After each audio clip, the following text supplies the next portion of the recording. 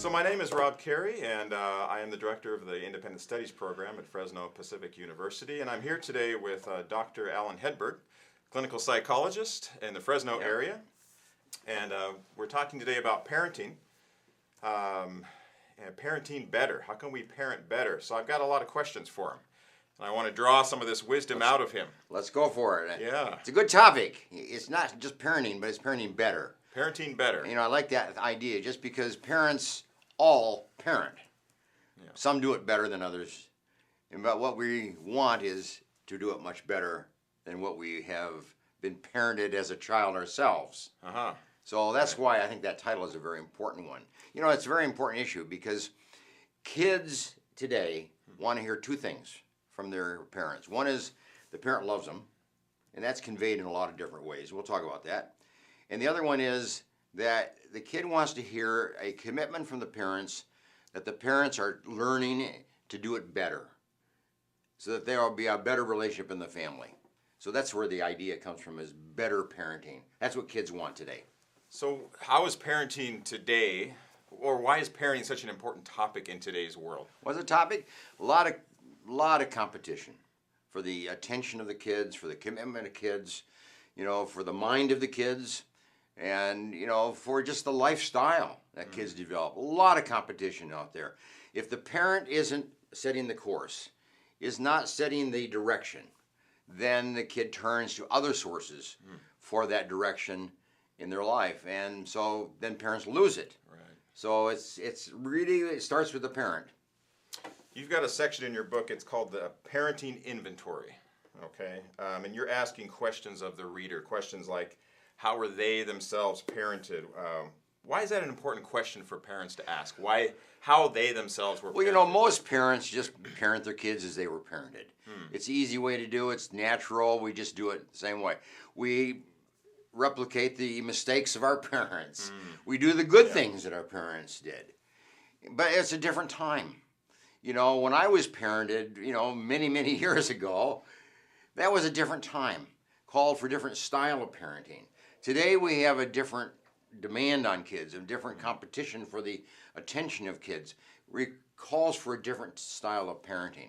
So parents have to stop and rethink and get out of the former way of parenting into a way that's relevant for today. So you're saying it's possible, if you were parented maybe in a negative way or in a way that maybe wasn't so great, is it possible? Is there hope for parents? Oh, sure. Parenting skills are learned. So you learn how to respond to situations. You learn how to lead. You know, you learn how to suggest. You learn how to give direction. And it may be different than you were raised as a child, but you learn it so you can learn it. That's why a course like this is important. Learn a style of parenting that's relevant to your child in the day and age which we now live. Okay. Let's talk a little bit about communication. How do you communicate with your child as they're growing up? What's important to remember about communication? Well, I always think of communication like a tennis match. You know, you serve it, and somebody receives it, and then returns it.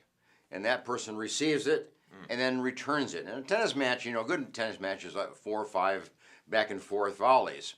So that's what communication is all about. I say something to child says something to me.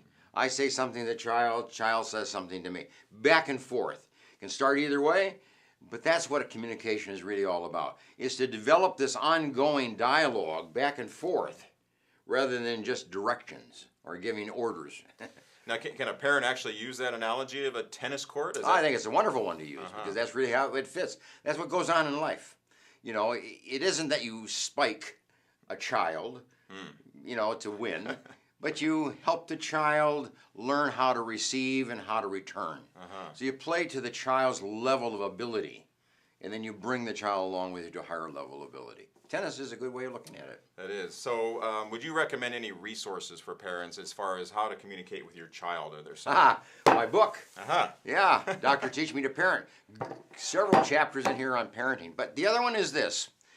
Watch other parents that you consider to be good parents. Okay. Watch how they communicate with their kids. Watch how they interact with their kids. Watch how they give directions to their kids. Watch how they work together. We learn from observation. Yeah.